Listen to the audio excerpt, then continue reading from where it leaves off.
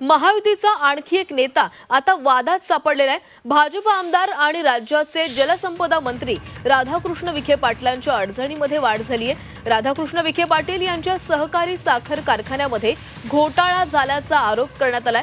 दरम्यान या प्रकरणी राधाकृष्ण विखे पाटलांसह 54 जणांवर लोणी पोलीस स्टेशनमध्ये गुन्हा दाखल करण्यात आलाय।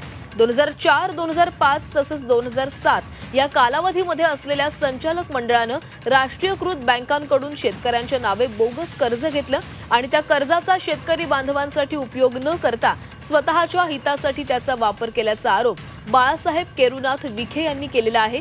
या प्रकरणी सुप्रीम कोर्टाने राधाकृष्ण विखे पाटलांना अटकेपासून संरक्षण दिलंय, मात्र प्रकरणाच्या चौकशीचे आदेश कोर्टाकडून देण्यात आलेले आहेत। तर हे नेमकं प्रकरण काय आहे पाहूयात ग्राफिक्सच्या माध्यमातून। राधाकृष्ण विखे पाटलांचा विठ्ठलराव विखे पाटील साखर कारखान्याचं 9 कोटींचं बोगस कर्ज प्रकरण आहे।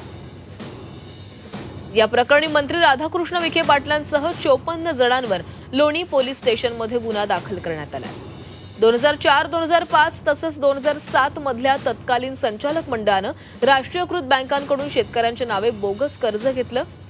कर्जाचा शेतकऱ्यांसाठी वापर न करता स्वतःसाठी वापर केल्याचा संचालक मंडळावर आरोप आहे। 2004 ते 2007 या काळात राधाकृष्ण विखे पाटील हे कारखान्याचे संचालक होते।